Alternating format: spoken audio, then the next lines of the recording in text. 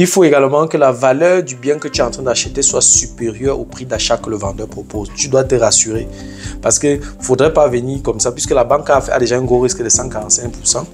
Et tu viens encore avec un bien qui n'a même pas une valeur de 100% parce que la banque normalement veut avoir une réserve, veut avoir une sécurité.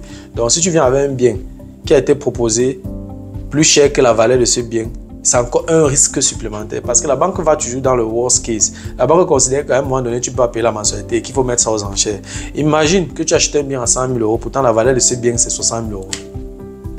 Et la banque veut maintenant vendre aux enchères et après les calculs des experts, on se rend compte que le bien a une valeur de 60 000 euros. Et à la vente aux enchères, la banque veut récupérer 50% de cette valeur à la vente aux enchères pour que ça sorte vite, pour que la banque récupère le plus vite possible son argent. Donc la banque aura 30 000 euros. Donc ça fait que elle a financé à 100 000 euros, mais elle revend aux enchères à 30 000 euros, elle a perdu 60 000 euros. Bon, que vous avez perdu ensemble parce que tout ce qui est comme différence, c'est toi. Mais si tu es en faillite, la banque a perdu son argent. Donc c'est en fait ça. Donc c'est pourquoi, généralement, quand tu veux te lancer dans un financement à plus de 100%, tu dois te rassurer que le bien que tu es en train d'acheter, la valeur du bien doit être supérieure au prix d'achat qu'on te propose. Raison pour laquelle tu dois tout faire pour mettre des experts dans ton projet. Parce que si tu vois un bien, tu as regardé les murs, c'est beau, tu as fait la visite, tout est beau et tout, la douche est à la fenêtre, il n'y a pas de moisissure, tout est propre, le vendeur a bien peint et tout. Un truc qui coûte 100 000 euros, il te vend à 150 000 euros, tu sors là, tu achètes, la banque finance à plus de 100%. Tu peux avoir des sérieux problèmes lors des refinancements ou alors tu peux avoir des sérieux problèmes au cas où tu n'arrives pas à payer la mensualité. Donc, c'est très important la valeur du bien. Salut à toi, merci encore une fois de plus d'avoir cliqué sur ma vidéo. Si c'est ta première fois de passer par ici, je m'appelle Fabrice Zopop, je suis ingénieur en génie mécanique et en même temps investisseur immobilier depuis plusieurs années déjà. Dans cette chaîne, je parle de 4 thèmes. Je parle d'intelligence financière, je parle d'investissement immobilier, je parle des faits de société, je parle également de sport. Voilà, si ces 4 thèmes t'intéressent, abonne-toi tout simplement à cette chaîne pour ne manquer aucune vidéo. Et si en plus de ça, tu actives la cloche de notification, alors tu recevras de manière automatique une notification lorsqu'une nouvelle vidéo sera publiée. Si tu as des questions, des remarques, des suggestions, des critiques ou alors des propositions d'amélioration, n'hésite pas de m'écrire en commentaire. Un like me ferait énormément plaisir. Si tu as besoin de mon expertise, tu peux me contacter à tout moment via les coordonnées qui s'affichent à l'écran. Tu peux également me recommander auprès de tes proches pour leur permettre de profiter également de mes connaissances. Quand je parle de connaissances ici, je parle d'accompagnement dans l'investissement immobilier. Je parle de la formation immobilière qui peut être virtuelle ou en présentiel. Je parle de l'accompagnement dans la fiscalité immobilière. Ça veut dire que quoi? Ça veut dire que si tu investis dans l'immobilier et tu n'as pas fait attention à l'aspect fiscal, tu peux également me contacter. On va s'asseoir et on va dresser une stratégie qui va te permettre de réduire ta charge fiscale. Si tu aimerais, n'est-ce pas, faire grandir ton patrimoine immobilier, tu peux également me contacter. Je vais te présenter quelques stratégies qui vont te permettre d'augmenter ton patrimoine immobilier. Voilà, si tu aimerais mettre de l'ordre dans tes finances et tu ne t'y connais pas, tu peux également me contacter. Je vais te dresser une bonne stratégie qui va te permettre de mettre de l'ordre dans tes finances. Voilà, si tu as des proches qui aimeraient investir dans l'immobilier en Allemagne, qui vivent en Allemagne ou pas, tu peux également me contacter. Je vais te présenter, je vais leur présenter une stratégie qui va leur permettre, n'est-ce pas, d'investir dans l'immobilier en Allemagne. Voilà, dans la vidéo d'aujourd'hui, je vais parler, n'est-ce pas, d'investissement immobilier. Voilà, je suis également tombé sur plusieurs préoccupations de certains clients qui m'ont demandé, il y a un qui m'a demandé une fois quel est même le minimum que je dois avoir pour me lancer dans l'immobilier. La réponse est simple. 0 € est le minimum. Il y a des personnes qui se lancent dans l'immobilier avec 0 €, d'autres qui se lancent dans l'immobilier avec 500 000 €. Donc il y a tout un intervalle. Il n'y a pas une réponse fixe. Tout dépend du projet, tout dépend de ta solvabilité. Voilà, tout dépend, voilà, de ta capacité financière, tout dépend de l'apport personnel. Et, bref, il y a beaucoup d'éléments qui entrent en jeu. Donc, en fonction du projet, on peut savoir, ou alors on peut calculer qu'est-ce qui serait avantageux pour toi.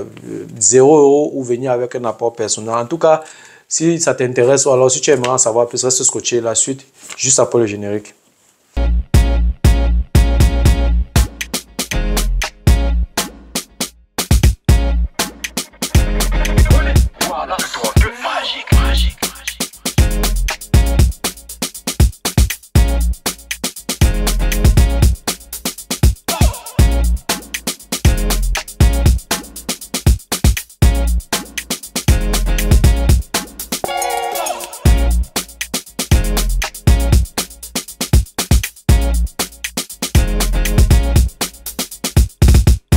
Voilà, comme je l'ai énoncé en introduction, aujourd'hui, je vais parler d'investissement immobilier.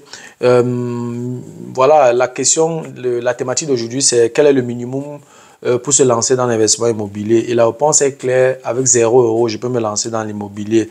Mais ce que tu dois savoir, avant de te lancer dans l'immobilier, tu dois savoir ceci. Tu as des frais ou alors tu as des dépenses auxquelles tu seras confronté. Par exemple, tu as ce qu'on appelle, tu as le prix d'achat.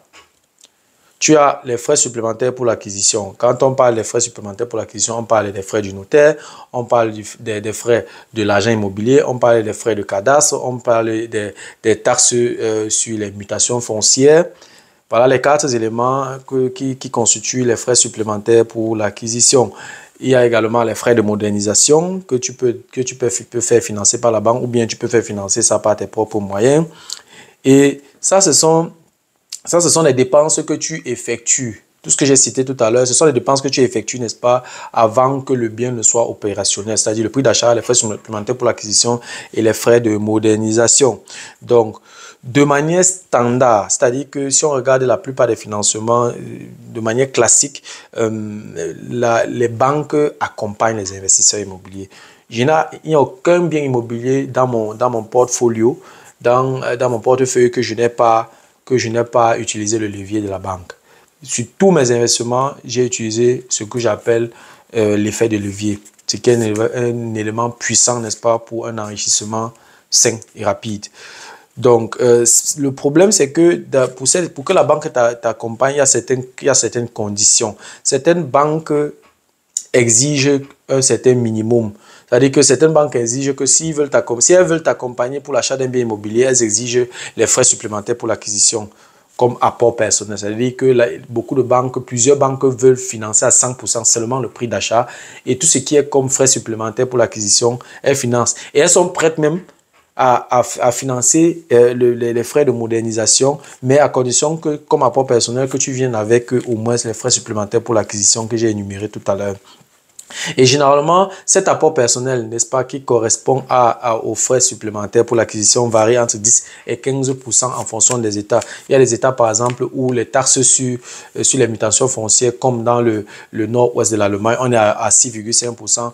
Il y a, par exemple, des États comme le Sachsen-Anhalt, où j'ai également quelques investissements, où tu paies 5%. Il y a, par exemple, à Munich, qui est également une ville, voilà, une grande métropole en Allemagne où les taxes sur les mutations foncières s'élèvent à 3,5%. Bref, ce montant pour l'apport personnel ou alors ce montant des frais supplémentaires pour l'acquisition varie donc en fonction de l'État. Et ça aussi donc entre 10 et 15% en fonction de l'État. Et le minimum, comme je l'ai dit tout à l'heure et je réitère, le minimum pour se lancer dans l'immobilier, c'est 0 €. Quand je dis que le minimum pour se lancer dans l'immobilier, c'est 0 €, qu'est-ce que ça signifie? Ça signifie tout simplement que la banque finance 100% du prix d'achat. La banque se finance 15% que j'ai considéré tout à l'heure comme les frais supplémentaires pour l'acquisition qui devrait être en fait ton apport personnel, mais la banque finance ça, les 15% du prix d'achat. La banque finance les frais de modernisation. Supposons que, voilà, pour la modernisation, tu as planifié 30% du prix d'achat. Donc, si c'est 100 000 €, tu as planifié 30 000 €. Ça veut dire que quoi? La banque finance 100% du prix d'achat, 15% du prix d'achat et 30% du prix d'achat. Ce qui fait donc un financement à 145% du prix d'achat. Donc, la banque finance à 145% du prix d'achat. Qu'est-ce que ça signifie en termes de chiffres? Considérons que le bien que tu vas acheter à un prix d'achat de 100 000 €. Si la banque finance à 145%, ça veut dire que la banque met 145 000 € à ta disposition, bien que le bien coûte 100 000 €. Donc, 145 000 €. Mais pour que la banque fasse ce genre de financement, il y a des conditions. Premièrement, tu dois avoir un bon salaire. Tu dois avoir une bonne solvabilité. Tu ne dois pas avoir de crédit à la consommation. Et quand je parle de crédit à la consommation, déjà à moins de 20 000 €, déjà quand même, voilà, ça peut encore passer. Mais à plus de 20 000 €, ça devient un peu critique. Il y a beaucoup de banques qui vont se retirer. Il faut également que la valeur du bien que tu es en train d'acheter soit supérieure au prix d'achat que le vendeur propose. Tu dois te rassurer. Parce qu'il ne faudrait pas venir comme ça, puisque la banque a déjà un gros risque de 145%. Et tu viens encore avec un bien qui n'a même pas une valeur de 100%. Parce que la banque, normalement, veut avoir une réserve, veut avoir une sécurité. Donc, si tu viens avec un bien qui a été proposé plus cher que la valeur de ce bien, c'est encore un risque supplémentaire parce que la banque va toujours dans le worst case. La banque considère qu'à un moment donné, tu peux pas payer la mensualité et qu'il faut mettre ça aux enchères. Imagine que tu achètes un bien à 100 000 euros, pourtant la valeur de ce bien, c'est 60 000 euros. Et la banque veut maintenant veut maintenant vendre aux enchères et après les calculs des experts, on se rend compte que le bien a une valeur de 60 000 euros. Et à la vente aux enchères, la banque veut récupérer 50% de cette valeur à la vente aux enchères pour que ça sorte vite, pour que la banque récupère le plus vite possible son argent.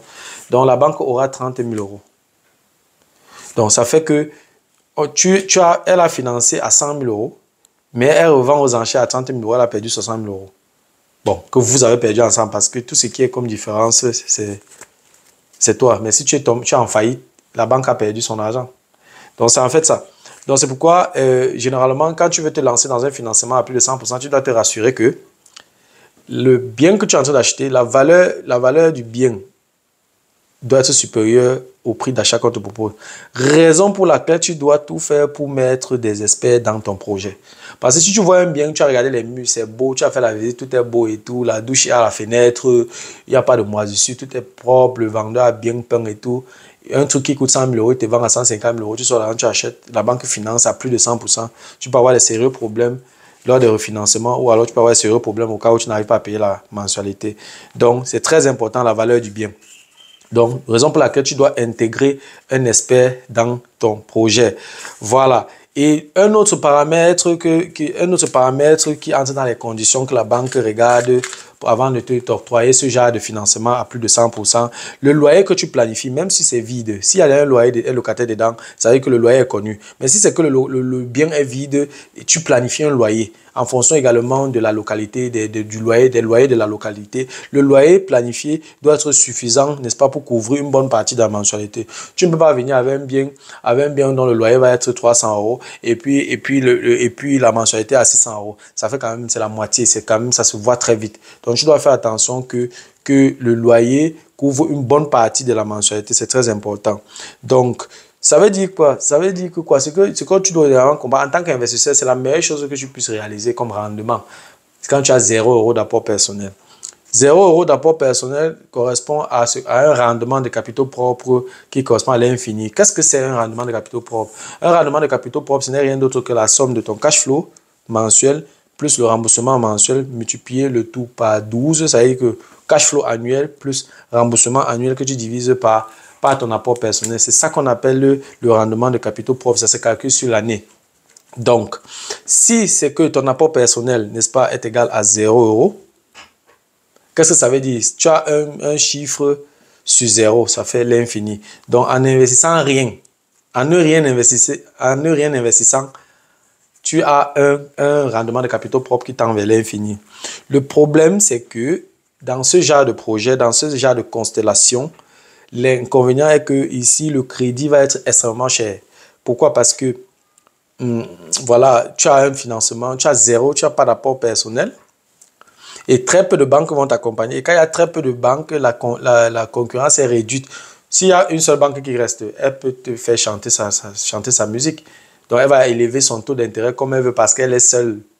Il n'y a pas de concurrent, il n'y a pas d'autres banques qui peuvent t'accompagner. Donc, tu vas acheter le crédit très cher et tu vas voir que si tu entres dans le système, tu essaies d'insérer l'apport personnel, peut-être les frais supplémentaires pour l'acquisition, tu vas voir que s'il y avait seulement une banque, subitement, tu as peut-être 10 banques qui sont prêtes à t'accompagner. Et quand il y a 10 banques qui sont prêtes à t'accompagner, il y a maintenant une concurrence et tu as la chance d'avoir un bon taux d'intérêt. Donc, comme je disais tantôt, le crédit, si tu ne mets, tu as un apport personnel de 0 euros, voilà, le crédit va être cher parce que le taux d'intérêt sera élevé. Et pourquoi le taux d'intérêt est élevé? Le taux d'intérêt est élevé parce que la banque court un risque très élevé. La banque est déjà à 145%. Généralement, la banque veut 80% pour être sécurisée.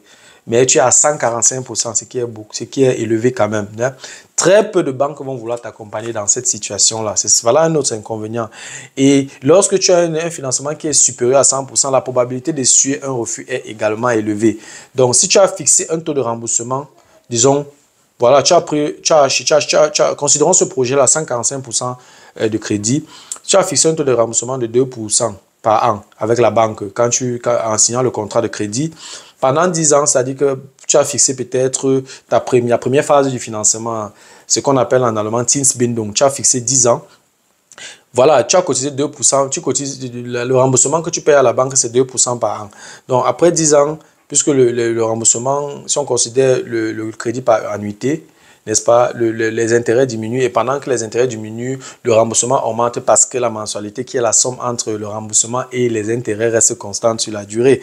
Donc, ça veut dire que quoi? Ça veut dire que le remboursement, tu payes la première année 2%, mais maintenant, la dernière année, tu ne vas pas payer 2%. C'est pour ça que en 10 ans, si tu as signé le remboursement de la première année 2%, tu vas rembourser à peu près 25% en 10 ans.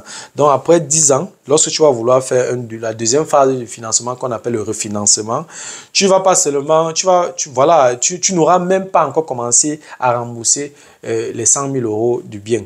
Puisque tu es à 145% et pendant les 10 ans, tu as remboursé 25%. Donc, il reste encore 120%. Donc, en allant dans le refinancement, tu peux refinancer le bien que tu as acheté il y a 10 ans à 120%, tu es déjà au-dessus de 100%.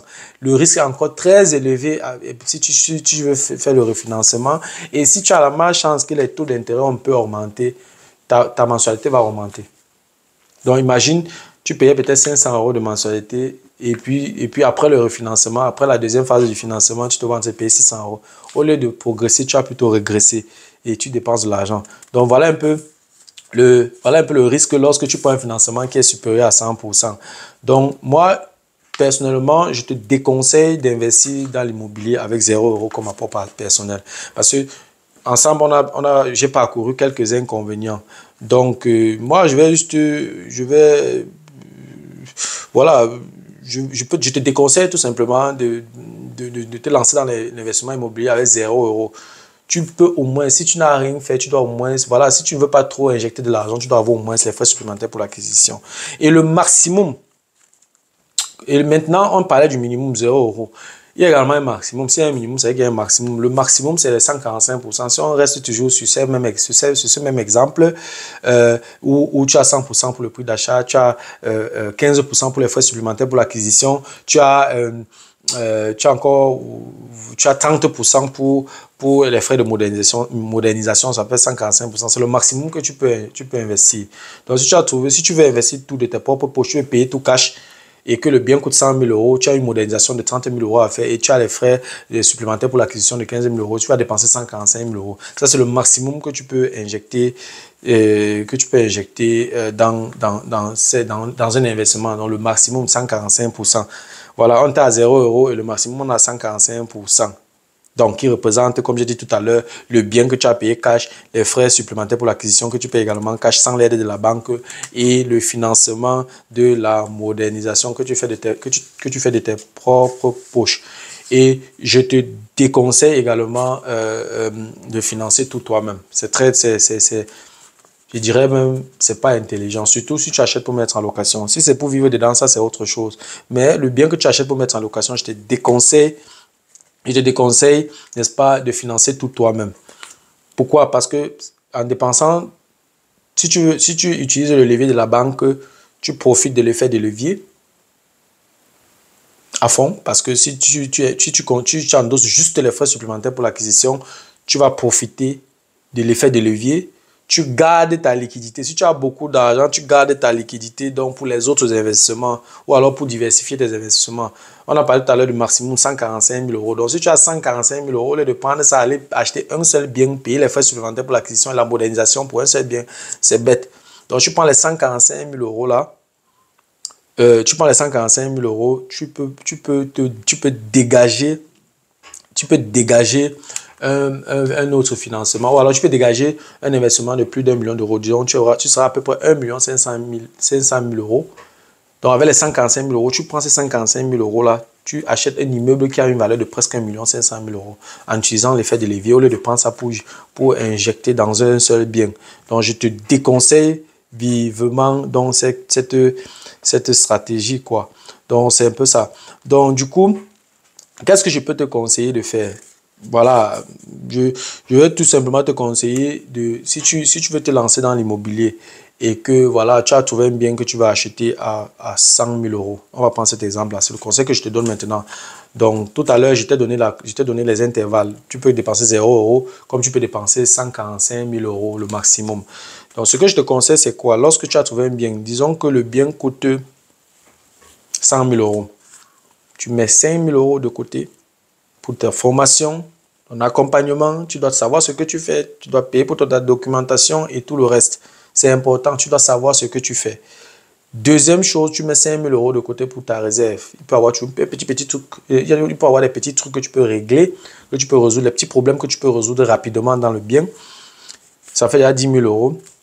Et maintenant, ton apport personnel, je te conseille de maximum, ça veut dire que 10% pour les frais supplémentaires pour l'acquisition et ne déborde pas 10% du prix d'achat. Ça veut dire que tu investis 10% du prix d'achat plus 10% pour les frais supplémentaires pour l'acquisition. Bon, on avait considéré tout à l'heure 15%. Restons dans les 15%. 15% pour ton apport personnel, 10% pour le prix d'achat, on est à 25%, il est 10 000 euros. Donc, si le bien coûte 100 000 euros, je te déconseille de dépenser plus de on était à 10 plus 15, 25%, on était à 25 000 euros, on est à 35 000 euros. Donc, si le bien coûte 100 000 euros, je te déconseille de mettre plus de 35 000 euros dedans. Et je rappelle encore, 35 000 euros parce qu'il y a un 10 000 euros qui va pour ta formation, ton accompagnement et ta documentation et 5 000 euros pour ta réserve. Donc, en fait, nous sommes à 25 000 euros parce que là maintenant, tu vas prendre un financement de 90%. Et que la banque va financer le bien à 90%, 90 000 euros. Là, tu auras un bon taux d'intérêt. Tu auras plusieurs banques qui veulent t'accompagner et il y a la concurrence. Donc, tu vas avoir de très bonnes conditions de crédit. Donc, voilà un peu ce que je peux te conseiller. Je recommence encore ce que je te conseille. 10% pour les frais supplémentaires, 15% pour les frais supplémentaires pour l'acquisition. Si les frais supplémentaires pour l'acquisition s'élèvent à 10%, c'est encore mieux. Tu as 10%, donc plus 10% du prix d'achat que tu endosses, ça fait 20%. Donc, et 5 000 euros pour ta réserve, plus 5 000 euros pour tes frais de formation, accompagnement et le reste. Parce que la connaissance que tu dois acquérir, ça coûte aussi cher. Ta documentation aussi. Donc voilà, voilà le maximum que moi je te conseille pour pouvoir profiter de l'effet de levier, pour pouvoir profiter du capital étranger à fond. Ce n'est que comme ça que tu peux faire augmenter ton patrimoine immobilier. Si tu as beaucoup d'argent, n'injecte pas tout, garde ça, mets ça de côté, utilise ça comme capital ou comme apport personnel pour les autres investissements. Voilà un peu en quelques mots comment tu peux fixer ton apport personnel et quel montant tu peux insérer donc, comme apport personnel, voilà, dans tes investissements immobiliers. Voilà, c'était tout pour la vidéo d'aujourd'hui. J'espère que la vidéo t'a plu. Si la vidéo t'a plu, je te prie de la partager au maximum. Voilà, j'espère que la vidéo a été à la hauteur de tes attentes. Voilà, si tu aimerais, n'est-ce pas, de temps en temps regarder ce genre de vidéos, alors si les thématiques que j'aborde dans cette chaîne t'intéressent, abonne-toi tout simplement à cette chaîne pour ne manquer aucune vidéo. Et si en plus de ça, tu actives la cloche de notification, alors tu recevras de manière automatique une notification lorsqu'une nouvelle vidéo sera publiée. Si tu as des questions, des remarques, des suggestions, des critiques ou alors des propositions d'amélioration, n'hésite pas à m'écrire en commentaire. Un like me ferait énormément plaisir. Si tu as besoin de mon expertise, tu peux me contacter à tout moment via les coordonnées qui s'affichent à l'écran. Tu peux également me recommander auprès de tes proches pour leur permettre de profiter également de mes connaissances. Merci encore pour ta disponibilité. Merci pour ton attention. C'était Fabrice de Imo Génion. On se dit donc au revoir et à la prochaine. Ciao.